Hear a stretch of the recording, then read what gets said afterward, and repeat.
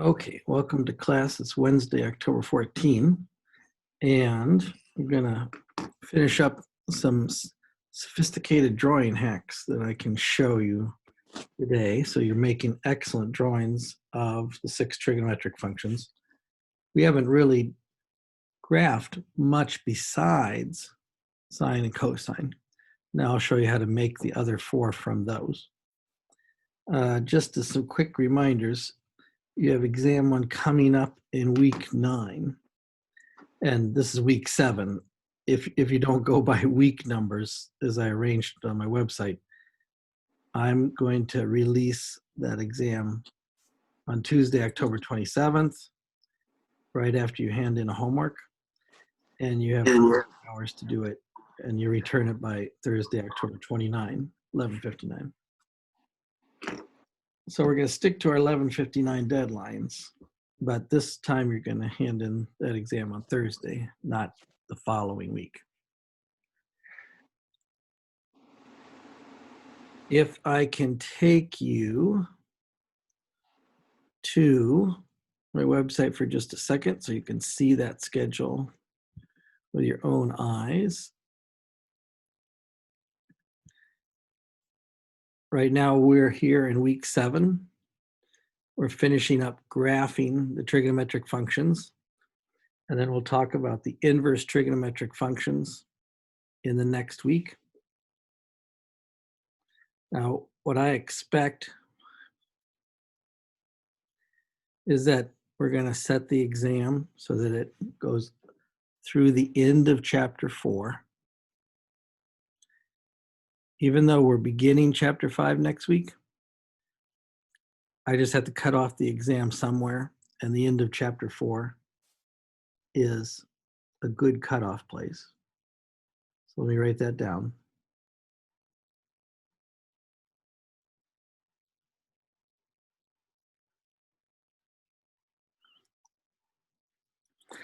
And remember, we did not do always every section of every chapter. So when I say chapters 1 through 4, I mean the sections that we covered in our syllabus here. Then the next exam will be chapters 5 through 8. So 5, 6, 7, and 8. So as you're getting ready for that exam, let's look at week 8. There's just going to be an ordinary week covering material. I've got some homeworks posted. I'll post the next homework. And then in week 9, this looks kind of blank because I haven't filled it in yet, but it's going to be blank. So our plan in week 9 is on Wednesday. Let me get a couple more people in the room here.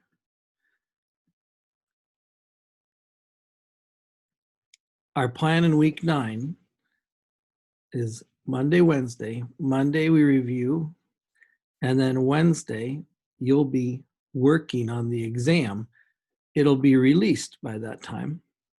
Now you can come to class on Wednesday and ask questions. Of course, asking questions about the exam is not going to really work because you're working on the exam yourself.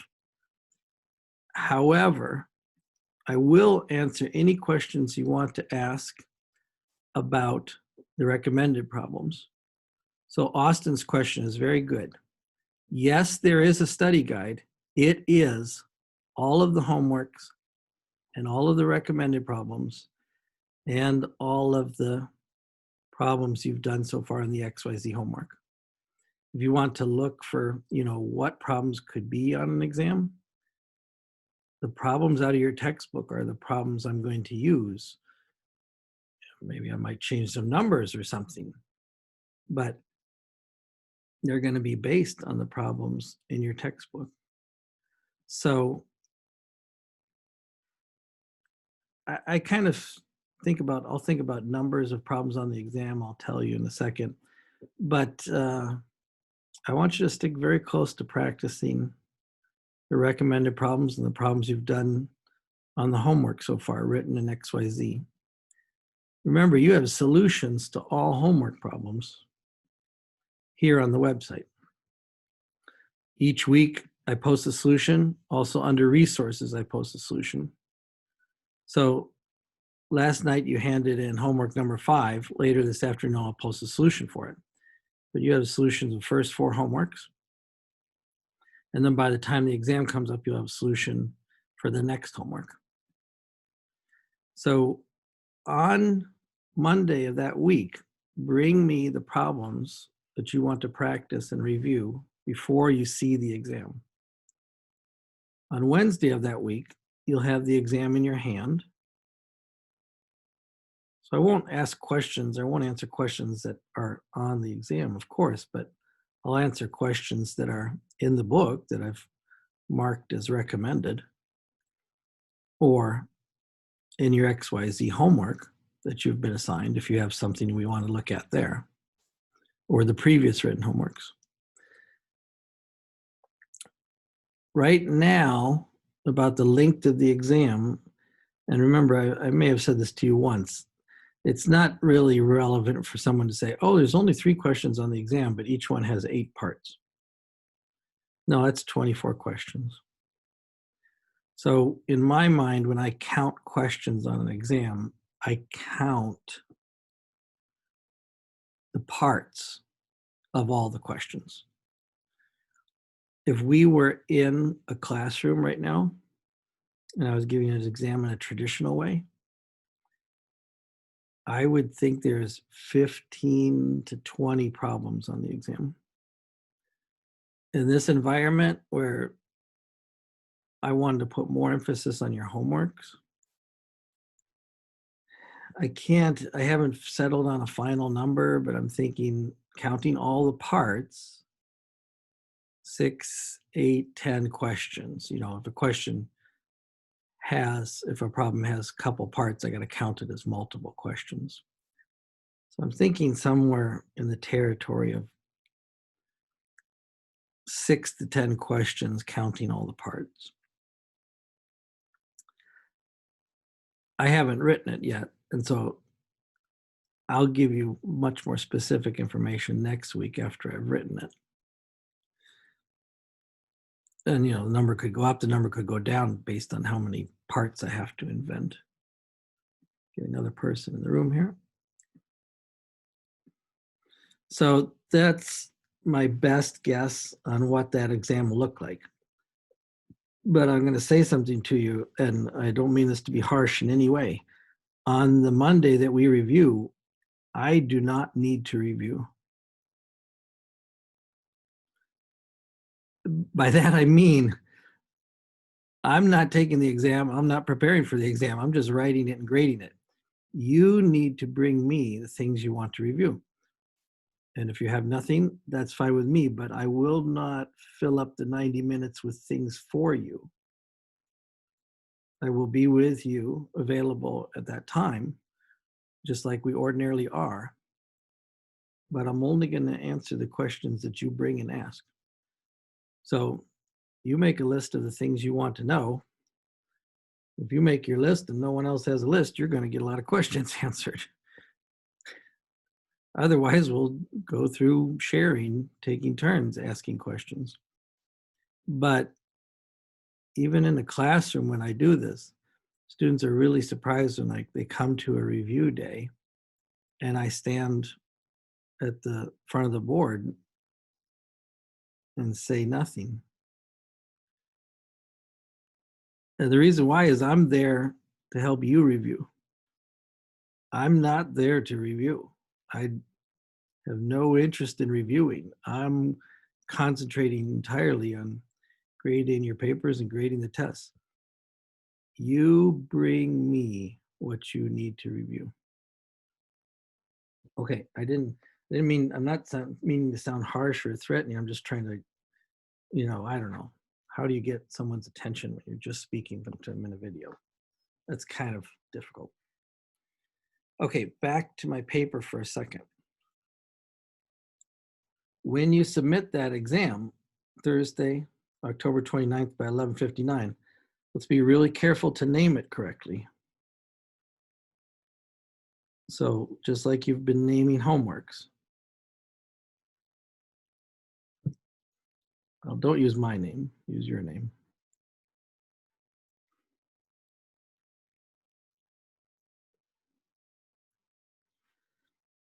And then you can use section 810 or 830,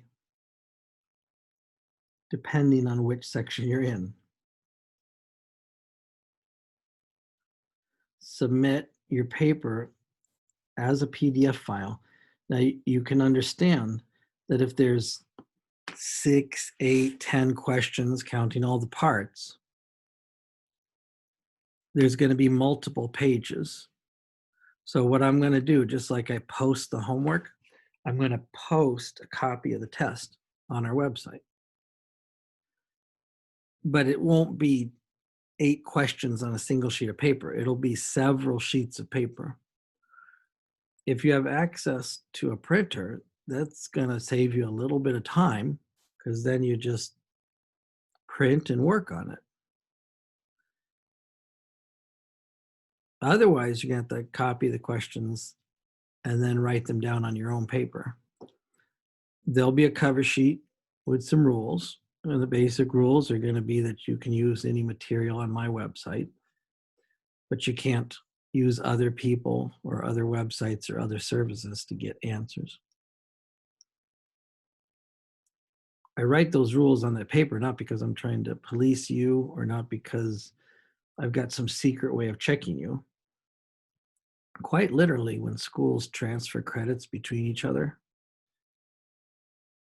they want to have some agreement that, the course was run in a responsible manner. When you put your signature on that piece of paper, then you're agreeing to take the test in a responsible manner according to the rules. And right now, that's the best I can do for any school that comes and asks me about this course. And depending on the course, I do get schools that come and ask me how the course was taught, what the exams looked like, what the conditions of the exams are, before they give students credit for that course. I don't want you to be in that place that you took a course here at Delta College and another school says, no, we don't give credit for those courses at Delta College. So I document really carefully everything I do. And I haven't had any school turn me down to transfer credit. And that goes for the entire math department. But part of it is you following the rules and you executing the procedures correctly. Now, this naming convention that I use on the homeworks and the exams, you guys right now are heading about 90% compliance on that. And I really appreciate that.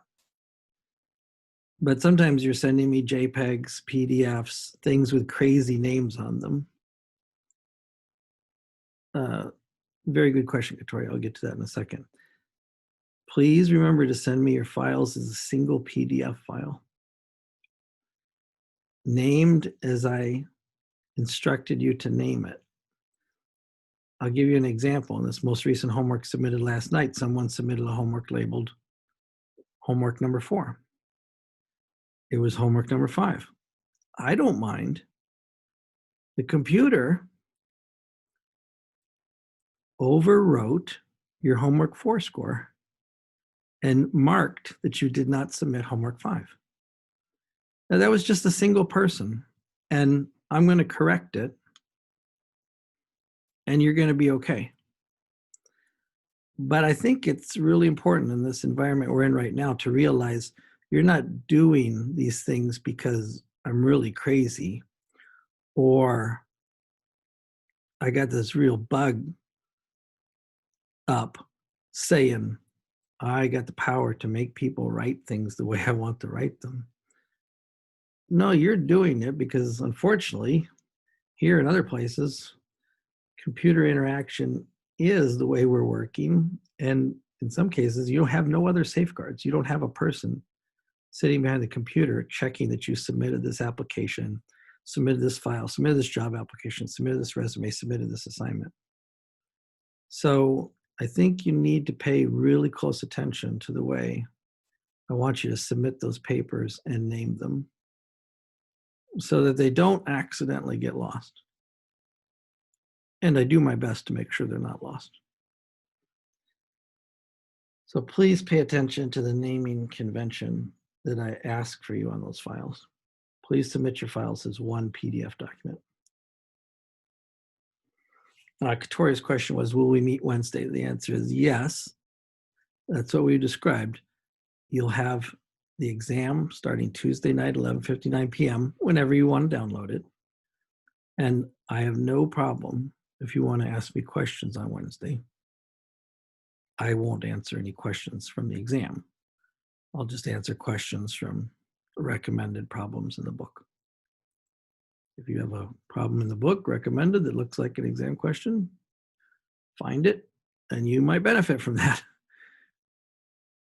But I'm going to stick to the problems that you are practicing for the exam. I won't talk about the exam. Someone in another class asked me, do we have to come on the Wednesday?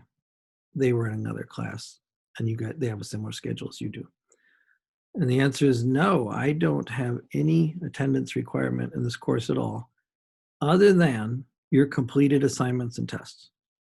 So in an ordinary classroom, I have to take attendance because I'm required by the Delta College, federal financial aid to document people's attendance. I can't document attendance. I can't document whether you're watching this right now. I can't document whether you're listening. A lot of people are reviewing these things in recordings. I don't get a message when you watch the recording instead of come to class. So I don't penalize you if you're here or not here. I just say, did you hand in the homeworks on time? Did you hand in the assignments, tests on time? If you did that, then in my record, you attended. So that's the kind of the basic outline.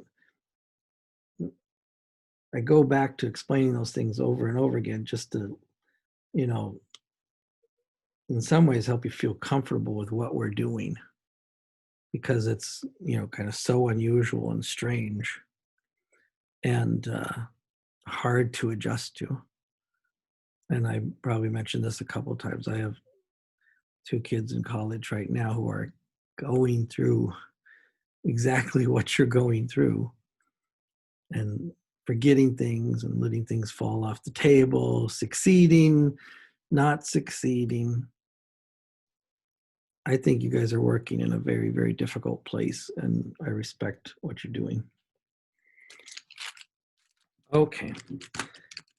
Any other question you want to toss out there before we go back to having fun drawing?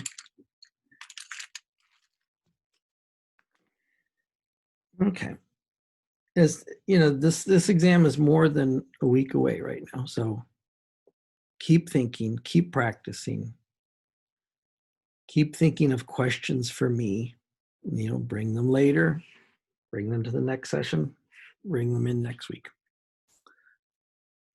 And that's how you're going to get ready to do well on it. Okay. We are going to talk about graphing again today, and we're going to put an emphasis on graphing the other functions as well. But I want to remind you of some of the quick and really kind of practical and cool drawing hacks that I've showed you so far. Trying to teach you to draw things so well that no one could tell that a computer didn't do that, apart from the fact that it was drawn with a pen or a pencil on a piece of paper. Now, you got a serious backup when you talk about a Desmos or a calculator. You can easily check whether you drew something correctly, sure.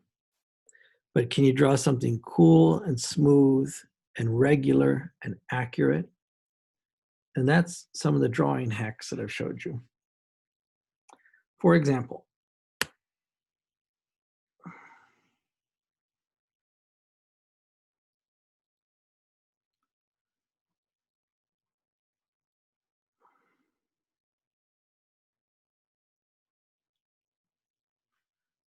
I'll just write this down before we go. Please follow our file name instructions in your own self-defense.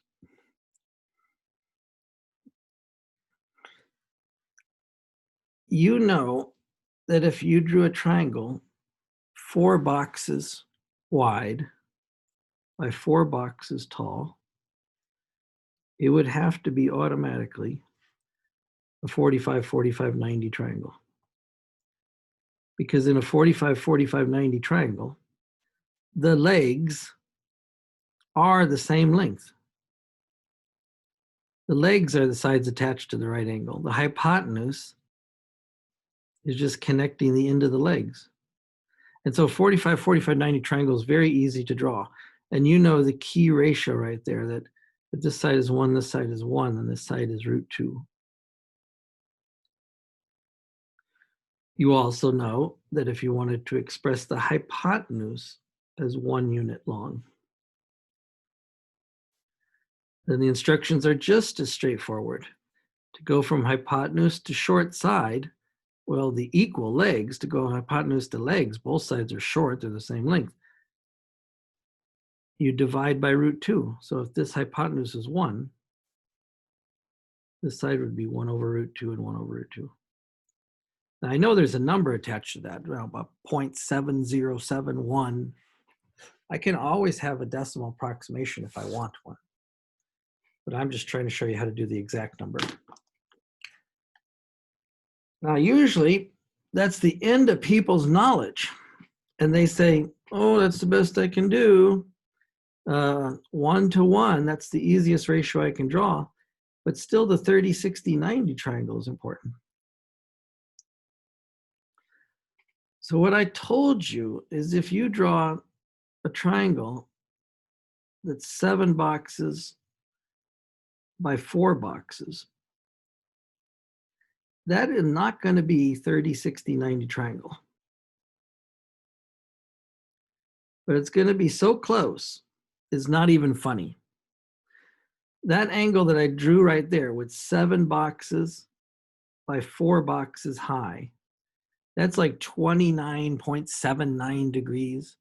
You're within 1% of a perfect 30-degree triangle. And you know what that means is that no one you meet on the street, unless they're a professional mathematician, is going to know the difference between that and 30, 60, 90 triangle. So you amaze people. Sometimes you scare them or you freak them out when you draw something like that.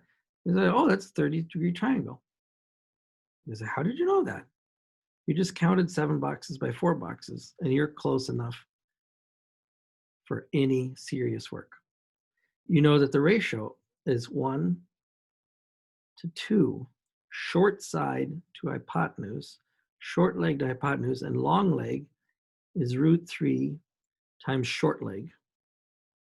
So this is a 30, 60, 90 triangle. Easy to draw, easy to label. And if I insisted that the hypotenuse be represented as 1, you'd still be able to label these sides just as quickly. To go from 2 to 1, you divide by 2. To go from 1 to this side, you divide by 2. To go from short leg to long leg, you multiply by √3. To go from short leg to long leg, you multiply by √3. So those are perfect 30, 60, 90 triangle, just so close that no one could tell the difference. The last thing I told you, 15, 75, 90, is to draw something that's 15 boxes by 4 boxes.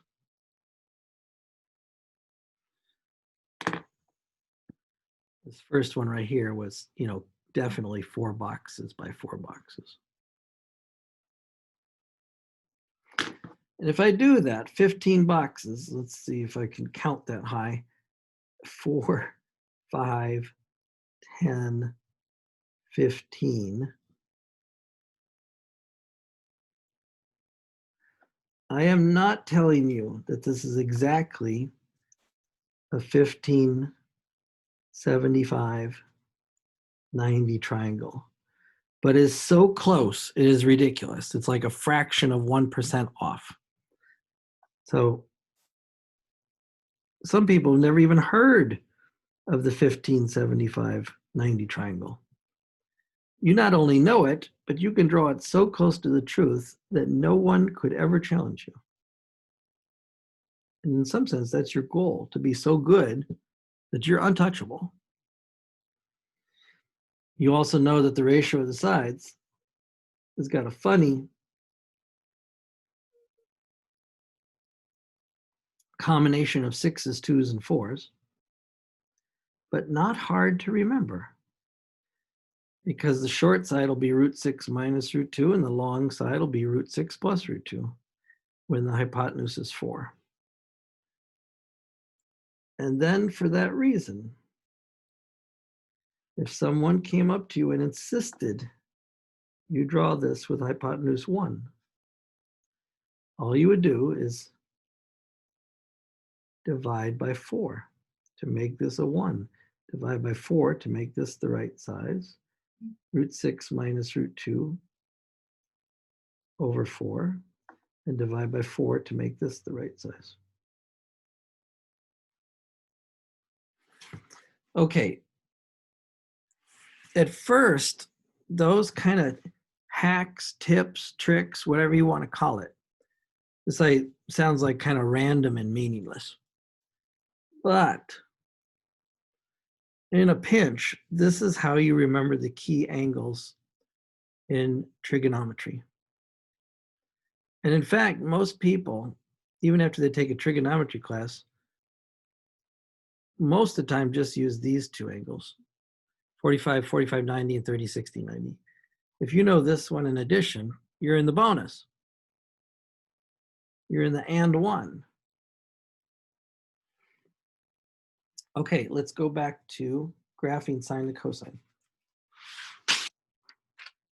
Likewise, when I say to you that you're putting the graph, the traditional sine graph, in a box,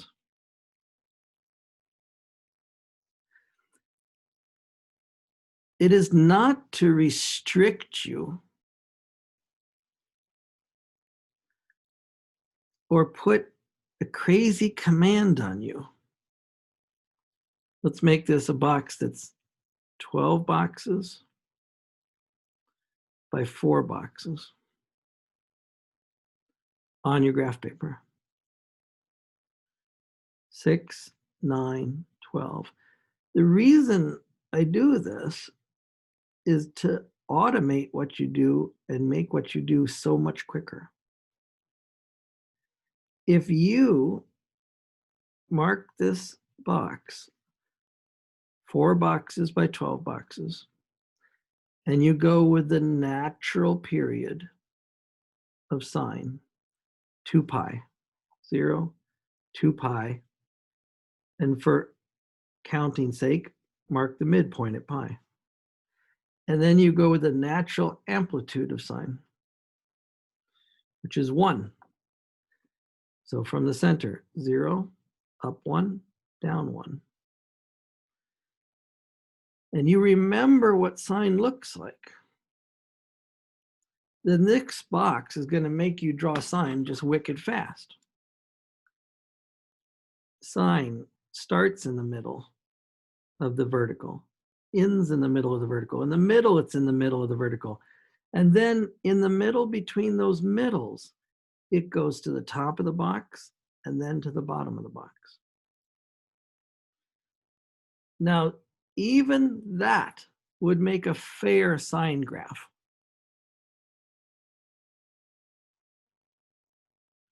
And I think I'm going to raise this closer to the camera in a second. But by cutting this box into 12 pieces, see, this is worth pi, so each one of these is worth pi over 6. I give you some tips for drawing more red dots that'll make your graph untouchable. And here are the tips. From the middle, first box in, you just go halfway up, exactly halfway up. And that's because sine of pi over 6 is 1/2. And then you repeat that symmetrically on the other side of the bump and on the way down. One box in, you go up half, one box in from the center, down half, down half. Now look at your sine graph right now. It's even better. But I'm not going to stop there. Let's fill in a dot on this second box. And if you want to say it this way, this is the way I say it to myself. In the first box in, I went half. Now the second box in, I'm going to go half, half, half. Now, what happens if you take a half of a half of a half? You got an eighth. So I'm marking this 1/8 from the top. And I will tell you that that is a little bit off of the true value, but it is so darn close that no one, unless they're like a psychotic, professional, obsessive person, would even know that that was off. And now I'll do the same symmetrically. Half of a half of a half, and down. And with that graph, you've drawn sine unbelievably well. No one could touch this. No one could say, I think you're a little bit off there. Or, that doesn't look quite right. That's not the way I remember it. You would just say to them, back off. You know, I know this is right. And in a funny way, math is not about working. Math is not about calculating. Math is about getting out of calculating. So when I show you that kind of a, you know, what do you want to call it? A trick, a cheat, a hack, I don't care what you call it. That's a perfect sine wave. Now, let's practice what we've been doing recently. Last time we said, well, what happens if I start decorating this sine wave? What happens if I stretch it, shrink it, move it left or right? And that might look like this. I just picked some generic letters.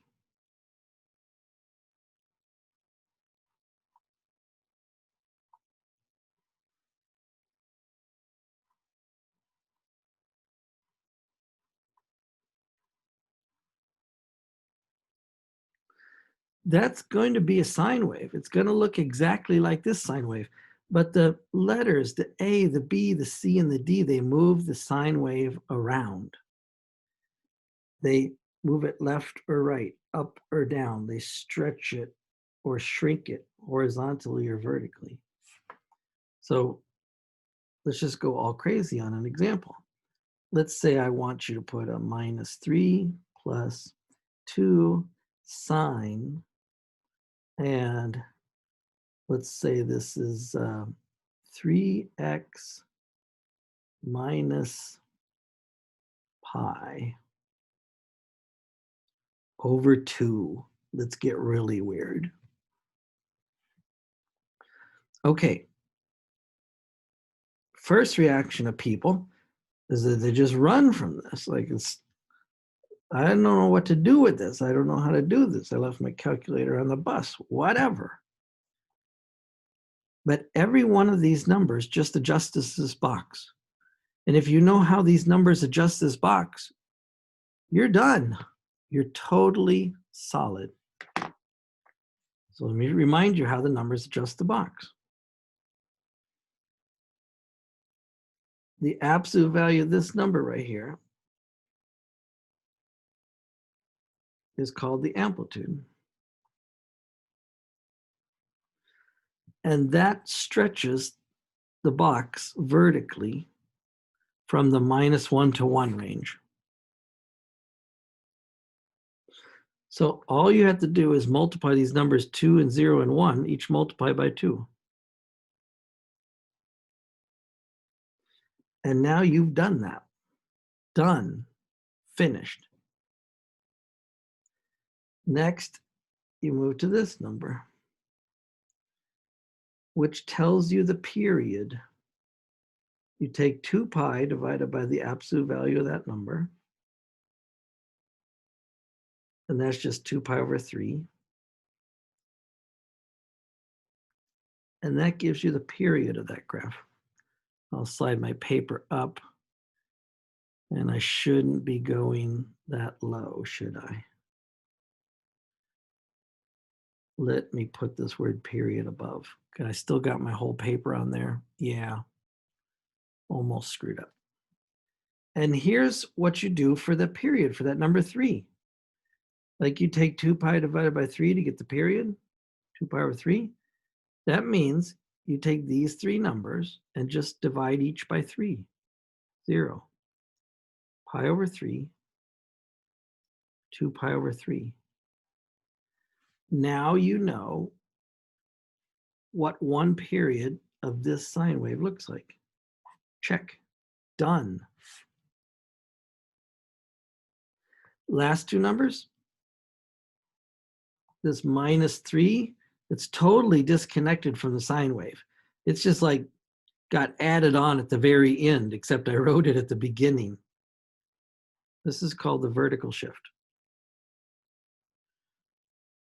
And all you have to do is raise or lower your box by that number.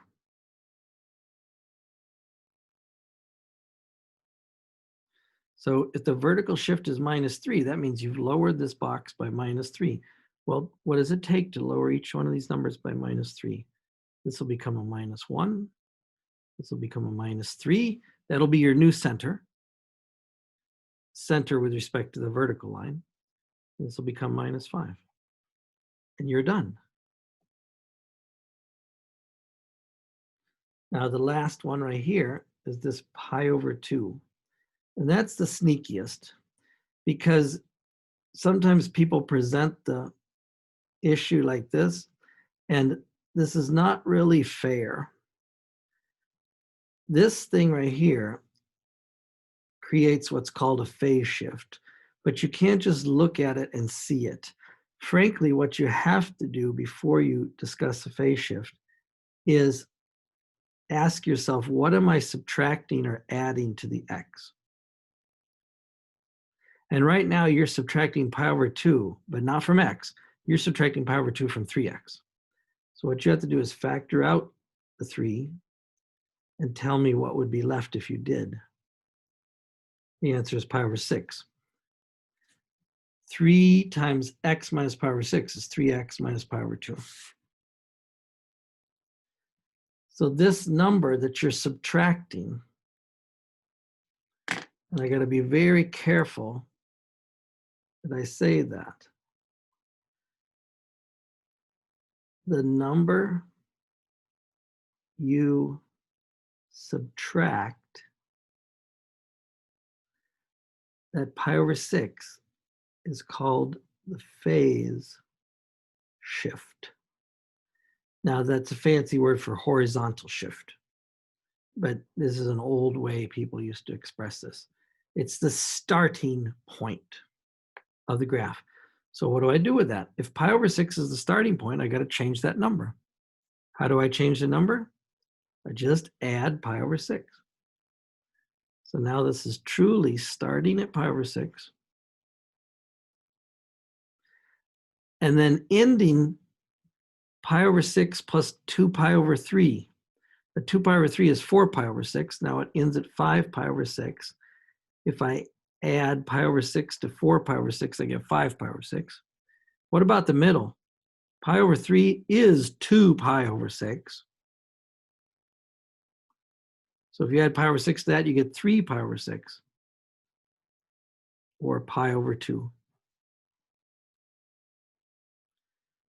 I just added pi over 6 to each one of those numbers. So the reason I give you this box method, talk about the basic sine graph, and then show you how to modify it, is so that you can literally draw anything. Now let's draw it. So I'm gonna set up a vertical axis. And I think I'm gonna move my paper down, but I might have to refer to this stuff up here. I'm gonna talk about this thing being in the negative numbers, totally in the negative numbers. So I think I'm going to put my horizontal axis relatively high And let's mark this -1, -2, -3, -4, -5.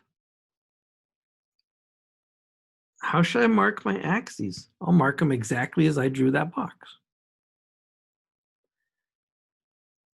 Now, I'm talking about pi over 6 for the starting place. Let's do 12 boxes over. That'll make one box pi over 6. So 3, 6, 9, 12. Let's call that 2 pi. And then 6 boxes will be pi. And then one box will be pi over 6. That'll be my starting point. Now, I could write pi over 6 right here.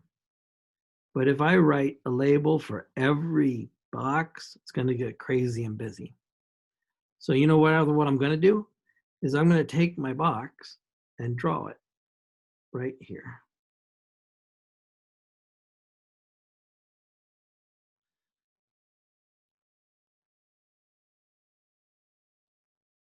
But wait a minute, my box ended at 5 pi over 6. Oh shoot, now I've screwed up. No, I haven't screwed up. 5 pi over 6. Each box is pi over 6. 1 box, 2 box, 2 pi over 6.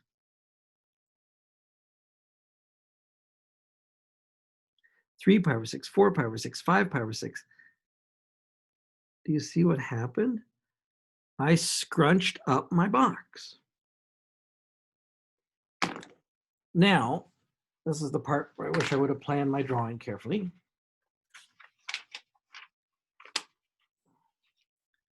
Let's take this box above and squeeze it into that box. With the practice, you'll do this in your sleep.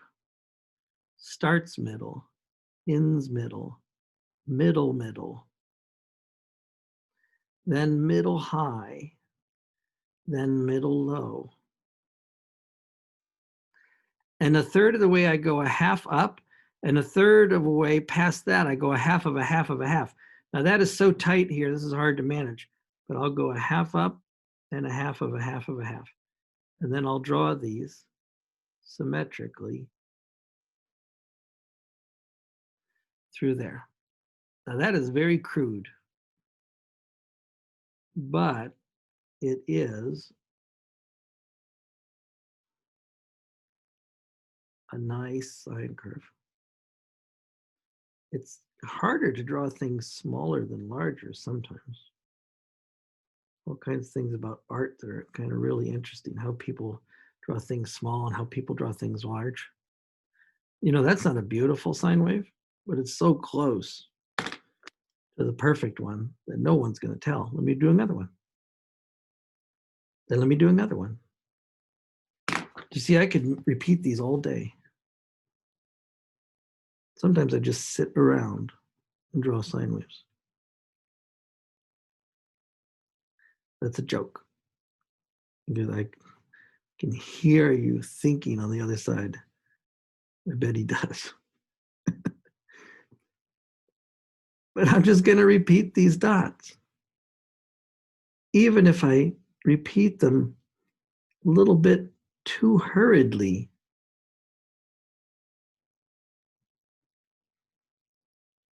do you see that this is nearly, as far as our eyes can tell, nearly perfect? And this is what I want you to draw. And this is how I want you to draw it. If you hand into me some triangle thing like that, forget it. If you hand in something that's like wavy and wavy and wavy and different sized waves, forget it. Your job is to draw this nearly perfectly and beautifully like this.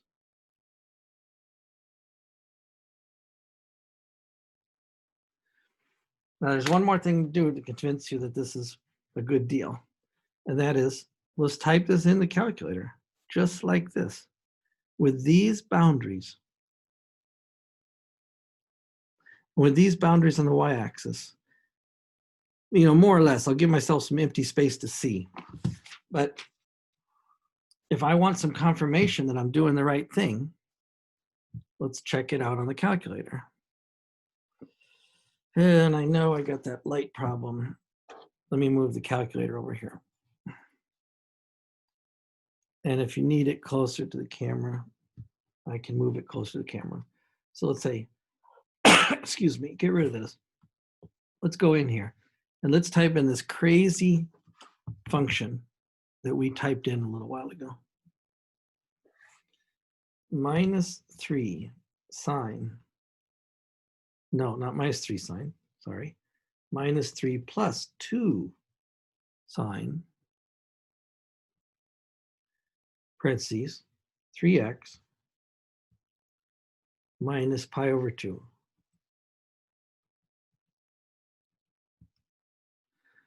Now that is 3 times the quantity x minus pi over 6. You could type it in that way if you want. You'd get the same picture. Now, let me do the window like I got the window right here. Why don't we run this up to 3 and down to 8 negative, just so I get a full window picture.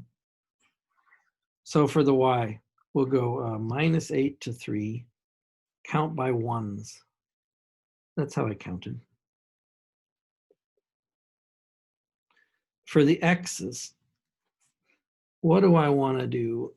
Well, you know, here's pi over 6. There's a pi.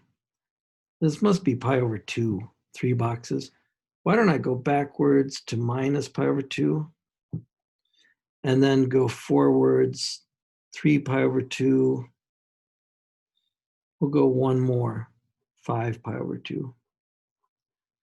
Let's put this on my screen.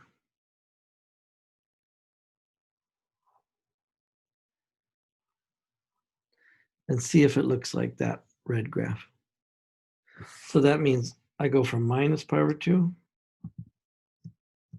to 5 pi over 2.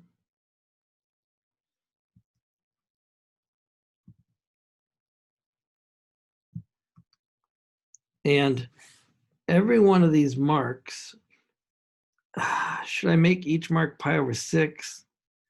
That's going to be a little bit busy. Maybe I should make each mark pi over 2, because the marks at pi over 2 will hit what? No, not quite the center points. You're right. So not impressed by that. Why don't I make them pi over 6? Make every mark pi over 6. That might be busy, but let's see what it looks like.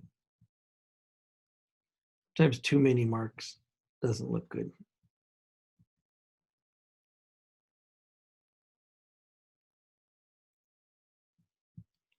And graph. Okay, now I can put a couple books under this, but we don't need books to tell me somehow I failed. But this is a good illustration. You're pretty sure you did things right. You're supposed to seek some kind of wave. What's happening here? Often in this case like this, I think I'm in degree mode and not in radian mode. I have to be in radians, right?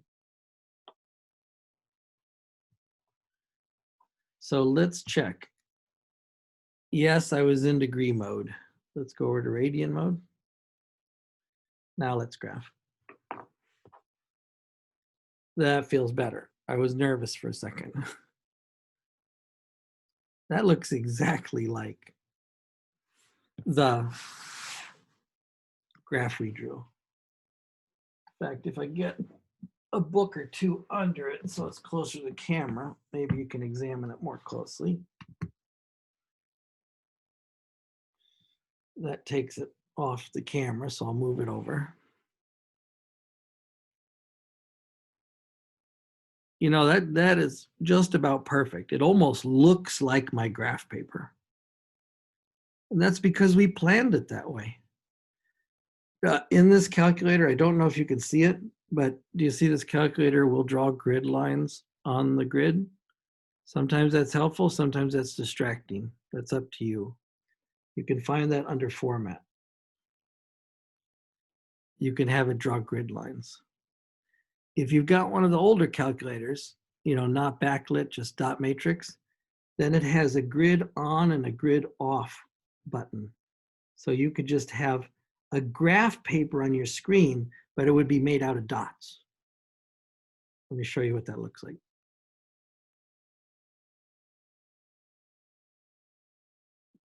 It's just as good as a graph paper, frankly. And so if you want to make that mark on your screen, then that's very reassuring. I mean, the only thing the calculator doesn't do is doesn't mark the units like we've marked them so beautifully. Okay. Get those books out of my way. This sounds funny, and we've been concentrating on sine and cosine for a couple days now. But that is all you need to do to draw these graphs beautifully. If you can visualize the box, know the instructions for changing the box scales vertically and horizontally, then you know how to make perfect graph. You know that the sine and the cosine have the same shape. So if I draw a cosine graph, and now let's move on to the other graphs, I'm going to do it the same way. Y equals cosine x.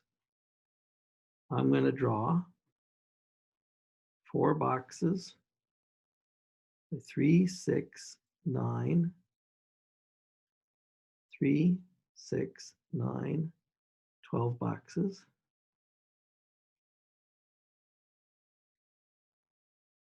And the cosine shape is exactly the same as the sine shape.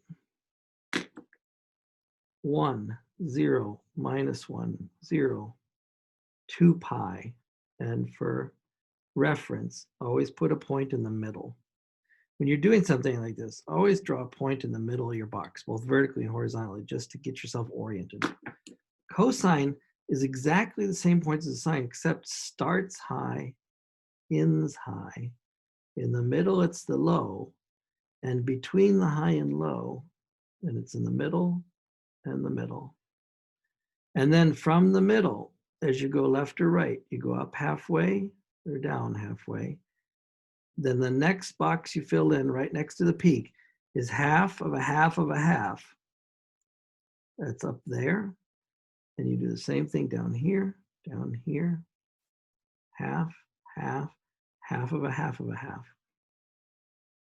And that's the same graph, just moved over. Literally just shifted over.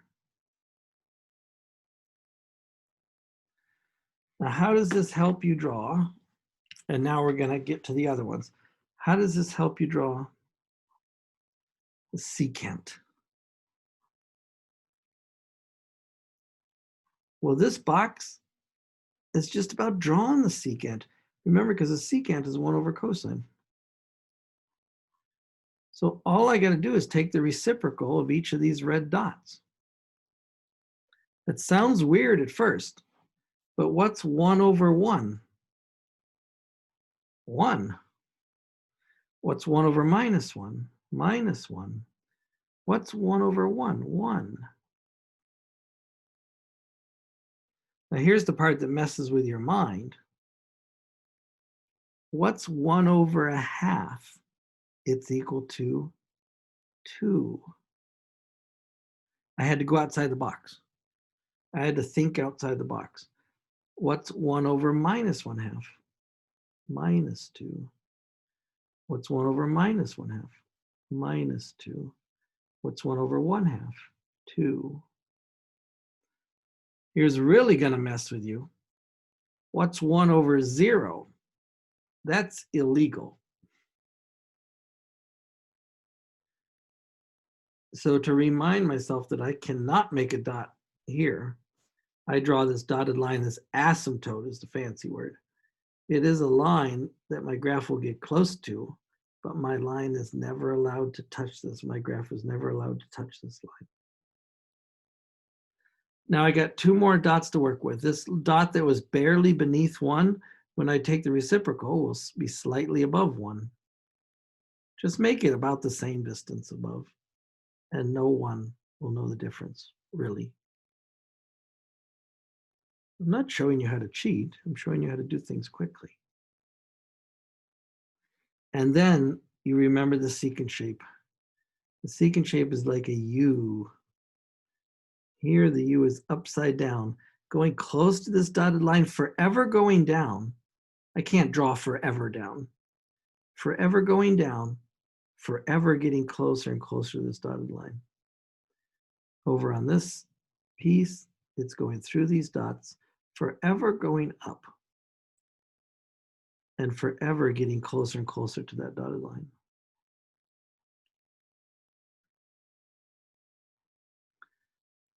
And what would happen if I continued my cosine graph?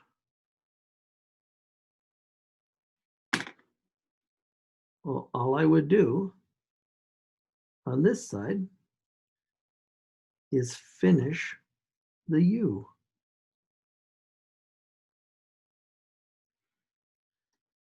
As I keep drawing the cosine graph,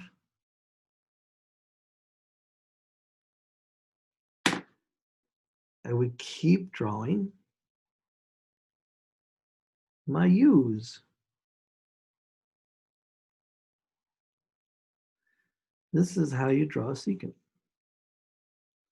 And if I moved secant up, down, left, right, shifted around, I would do that to the box. I would draw the cosine graph to guide me, and then I would draw this secant graph based on the cosine graph. So this is the graph of secant. Now, likewise, I'm going to draw it very fast. If someone asks you to draw cosecant, all you have to do is remember that cosecant is 1 over sine. So here's your sine box.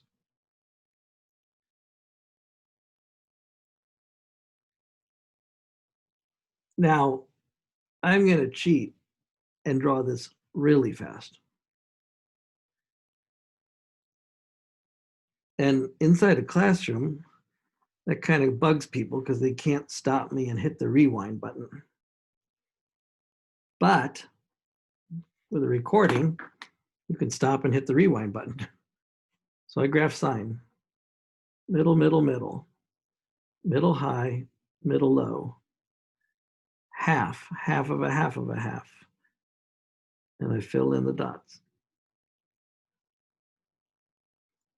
There's my sine graph. It's not part of my cosecant graph. It's just the skeleton. It's the guidelines. Now I do the cosecant graph. Let's do it in blue. Reciprocal of 1 is 1. Reciprocal of 1 is 1. Reciprocal of a half is 2. Reciprocal of a half is 2. Reciprocal of minus half is minus 2. Reciprocal of minus half is minus 2. Wherever this was 0, I can't touch this.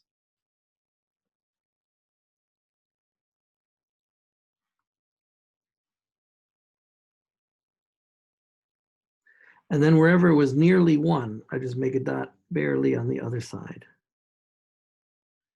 And now I've drawn a perfect cosecant graph. If you flub up, just make it a little bit thicker to cover up your mistake. Don't overdo it, but make it a little bit thicker to cover up the bad mark you made with your pen or pencil. That is one period of cosecant. Sorry. So cosecant and secant do look alike. They're just shifted over a bit. You know, cosecant here would continue on the other side neatly.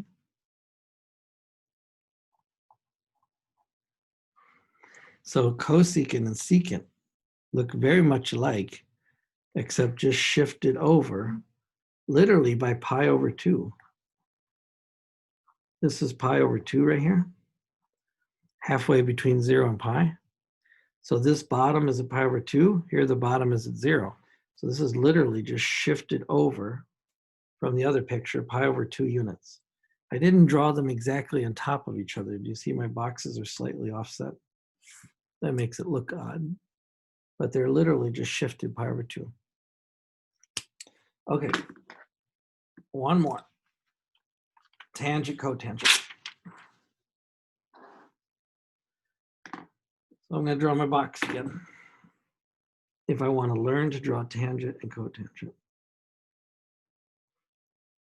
1, 2, 3, 4, 5, 6, 7, 8, 9, 10, 11, 12. You can make little hash marks along the way to make sure you got 12 boxes.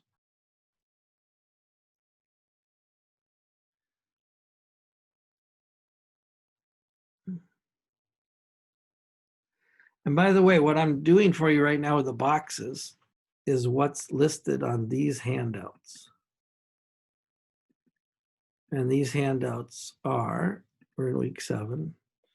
The handouts down here, graphs of sine and cosine functions, graphs of tangent and cotangent functions, graphs of secant and cosecant functions. What I did is wrote the instructions as nicely as I could as a single sheet of paper. That means I wrote it kind of abbreviated, to be sure. But I showed you how to draw these with this box method. Secant, cosecant, that looks exactly like what we just did on camera. Sine and cosine, okay. It's kind of loading.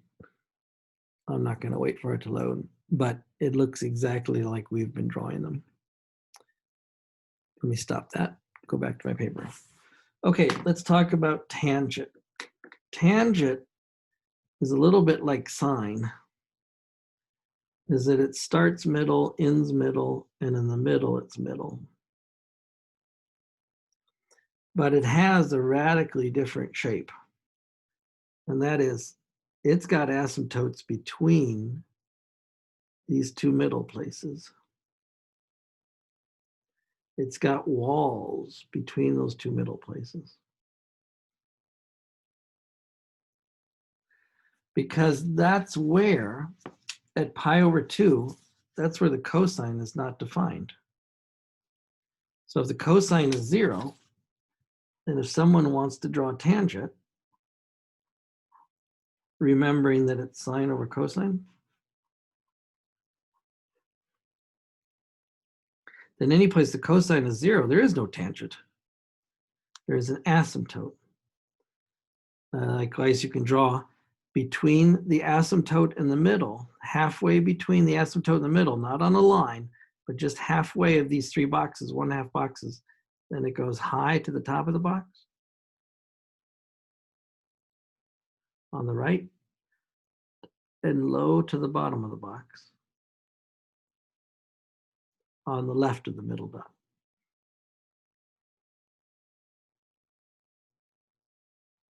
If you want some other intermediate dots, then on the pi over 6 mark, on the single box mark, you go slightly above 1/2.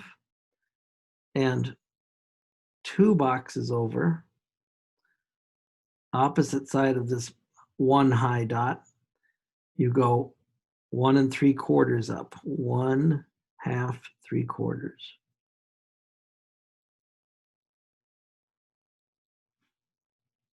Slightly over 1/2 and 1 3/4. And that is the tangent shape.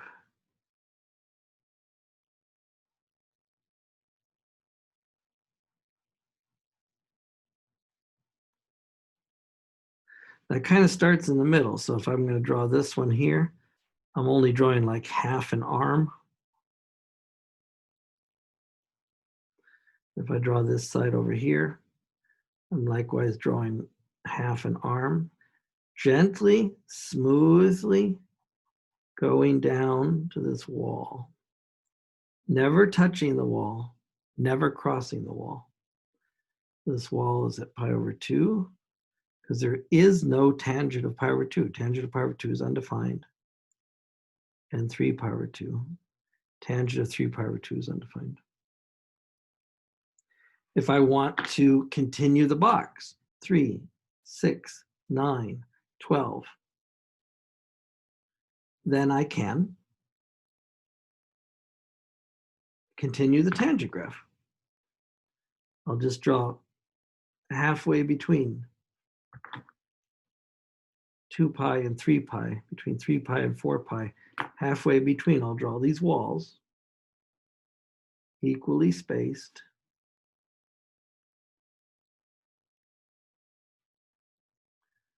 And then I'll draw the dots in the middle between the two walls. Between wall and dot, I go 1/2 up.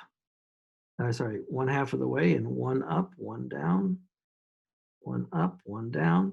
Then I go a little bit more than half and about 1 3/4. A little bit more than half, 1 3/4. And the same thing down here. And I can continue it into the next box.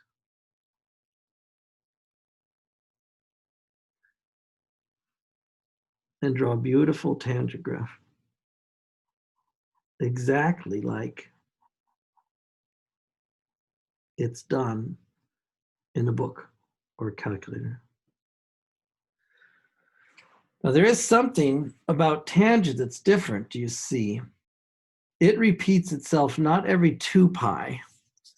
Sine and cosine need to go 2 pi units before they start repeating themselves. If you look at the center of tangent, that's how you can tell. Just pick the point out of the center. It goes pi units before it repeats itself. So a natural tangent graph has period pi. And if someone says tangent of 5x, then you take pi divided by the absolute value of 5.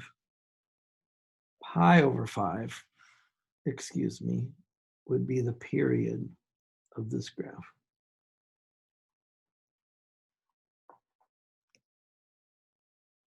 So that's one thing that's different about sine, cosine, secant, cosecant. They all have natural period of 2 pi. Tangent, cotangent all have natural period of pi.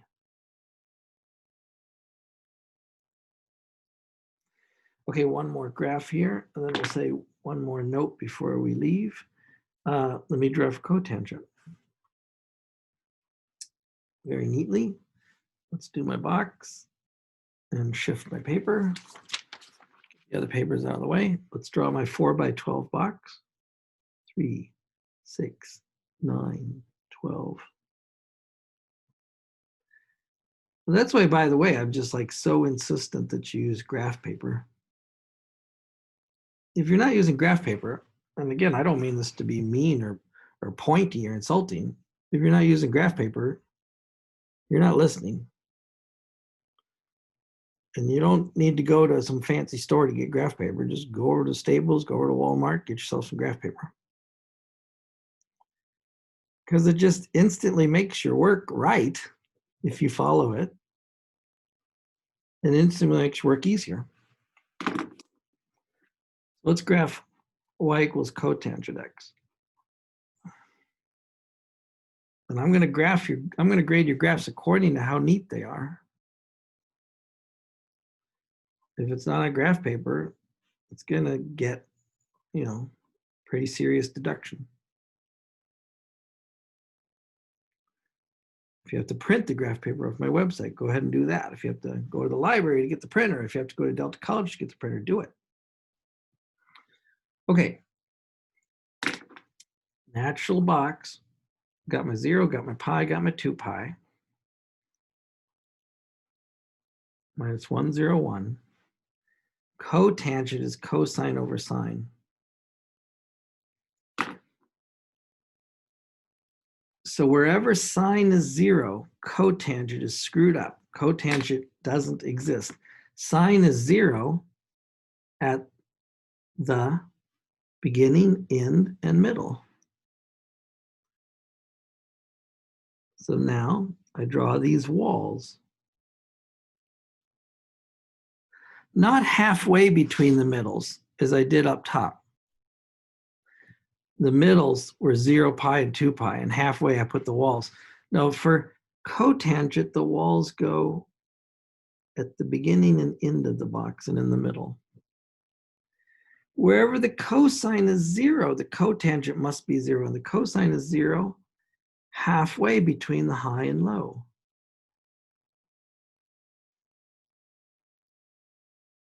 And now wherever the sine and cosine are equal, then the ratio of these two will be 1. And the sine and cosine are equal at pi over 4. Halfway between 0 and pi is pi over 2. Halfway between 0 and pi over 2 is pi over 4. So the sine and the cosine are equal there and opposite at 3 pi over 4. Equal here and opposite here. Now that is the same dots that I had here, except my box was shifted over. Equal at pi over 4, opposite at 3 pi over 4. 1 here, minus 1 here. But now with the new placement of these walls, that makes the cotangent graph slide down the other way. A little bit more than half, 1 3/4, a little bit more than half, 1 3/4, a little bit more than half, a little bit more than half, 1 3/4, 1 3/4. And that makes the cotangent graph come down like this.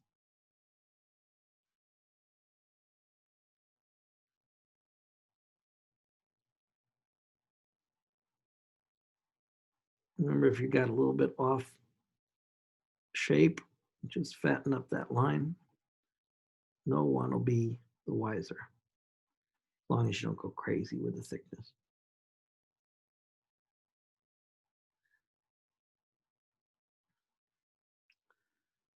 You could get a job drawing diagrams in a math book. Nowadays, they draw the diagrams by computer. I understand that. But the beginning of knowing how to draw it on a computer would be knowing how to draw it with your bare hands. Notice also that the period is pi again. Whether you measure it from wall to wall or whether you measure it from center to center, the period is pi, whether you measure it from wall to wall or center to center. You can measure the period anywhere that the graph repeats.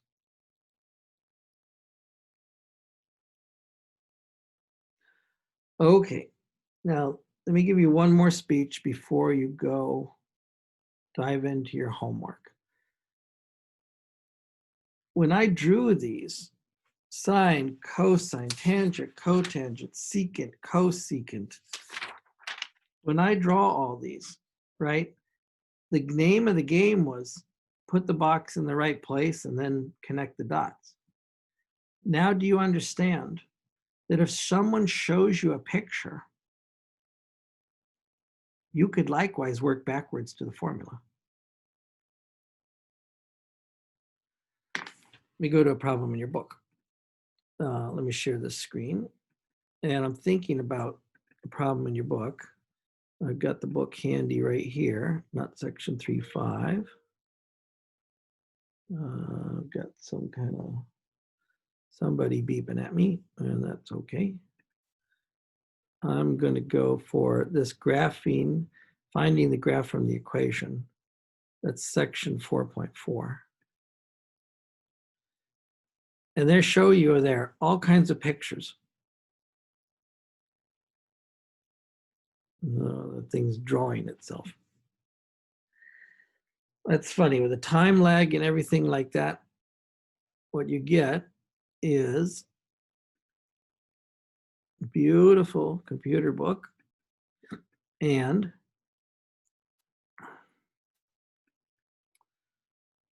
accessed online.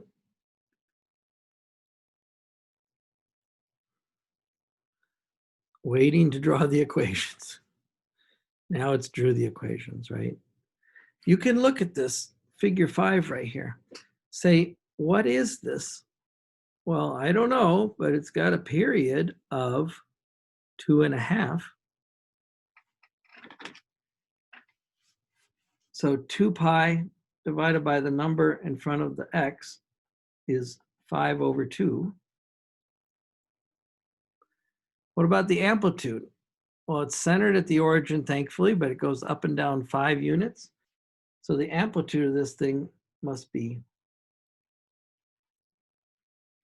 5.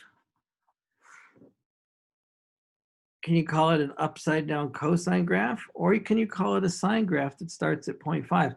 In other words, you can reverse engineer this graph, and from a picture, you can give me the formula. And this is what I have on your homework paper for this coming week. If I show you a picture, then you can read the period, read the amplitude, read the starting point. If you consider it to be a sine wave, it starts at 0.5. If you consider it to be a cosine wave, it starts at 0. Sine wave, this is right side up. But as a cosine wave, this is upside down. So this is an upside down cosine wave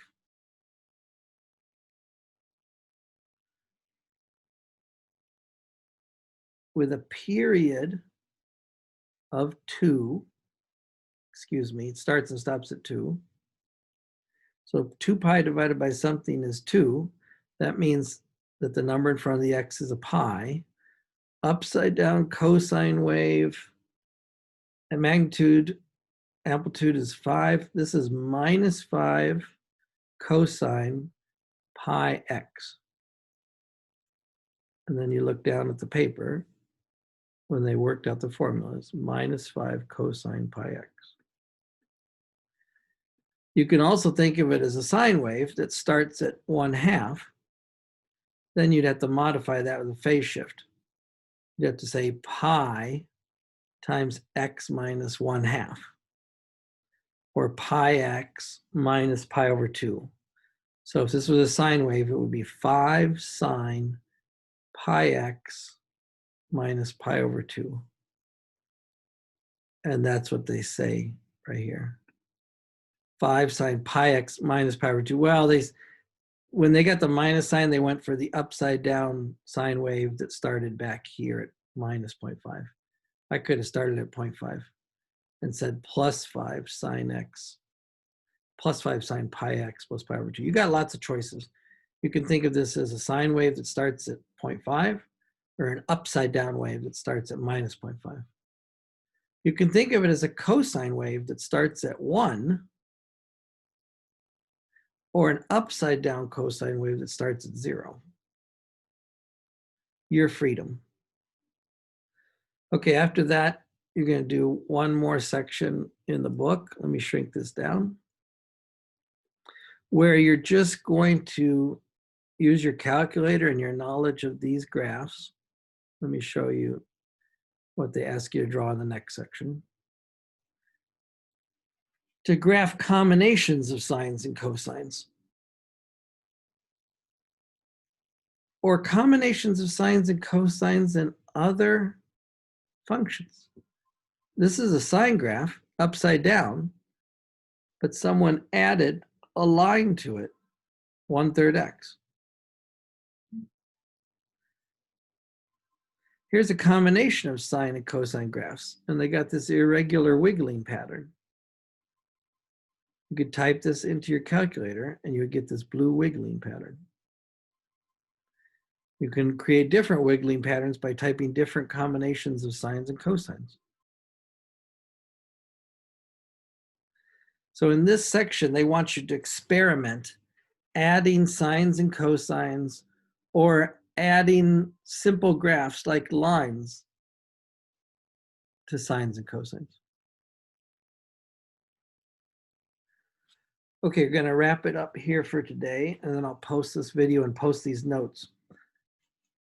But I don't want to make this sound harder or easier than we've done today. You can draw each of these graphs absolutely perfectly. And that's your assignment, to draw them absolutely perfectly. If you remember and use this box technique that we have described on the website and we've described to you in the videos. When you get into it, it can actually be kind of fun. Okay, you guys have a good weekend. You come back next week with some questions ahead of your test the following week, and then we'll get you all set up. Go outside, enjoy the weather, and have a nice weekend.